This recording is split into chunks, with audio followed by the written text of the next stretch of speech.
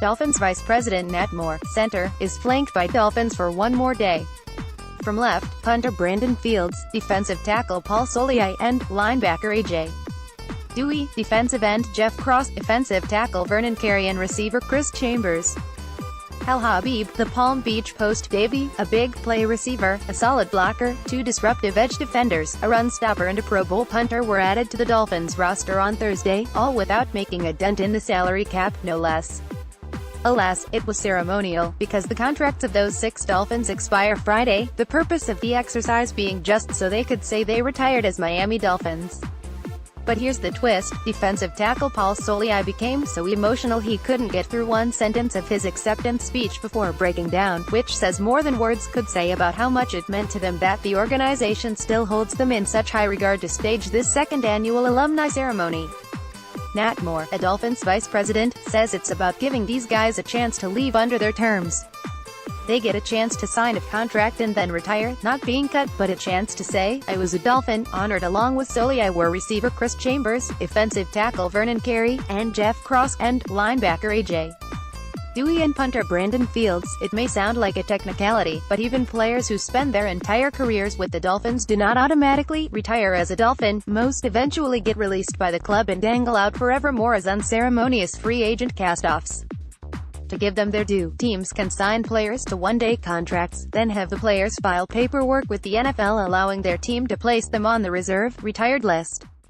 The Dolphins even printed up rosters as of April 18 listing the newcomers. Adam Gase would find it satisfactory to look over his list of defensive linemen and see names like Wake, Quinn and Godchaux next to Duhe, Soliai and Cross. Soliai certainly liked it. "I'm an island boy," said Soliai, a 4th-round pick, a Dolphin from 2007 to 13. "Growing up where I came from Samoa, I never thought I'd be here. This organization believed in me and drafted me. I did everything I did in my career when I was here. I might be a big dude, but I'm really humble and just a very emotional guy." Placing his hand on Soliai's shoulder, Duhe said if he were honored the way Soliai was, so soon after his career ended, I probably would have cried my heart out too. In Duhe's case, maybe it's just as well that 34 years have passed since he last suited up. "I was a little bitter after leaving the organization," Duhe said.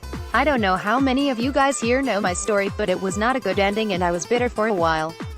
But you grow past that, sweep it under the carpet and just go on with your life and enjoy everything you've had and reflect on how meaningful it was to be part of this organization. It's heartwarming. For Cross, no bridges needed mending. I consider myself a lifelong Miami Dolphin, a card-carrying Miami Dolphin," he said. "I always will be. You can never have too many talented defensive linemen." Take a look at the Dolphins uniforms for the 2018 season. Dolphins likely to pick up 5th-year option for Devontae Parker. Gore wants to prove himself, then be more of a leader on the Dolphins. Here's what Danny Amendola said about his time in New England. Pouncey says release from Dolphins will add fuel to his fire. Dolphins add veteran tight end Gavin Escobar. Davon Godchaux spotlight will be on him with Ndamukong Suh gone. What is RB Kenyon Drake's reaction to signing of Frank Gore? Ex-Dolphins cheerleader alleges religious discrimination.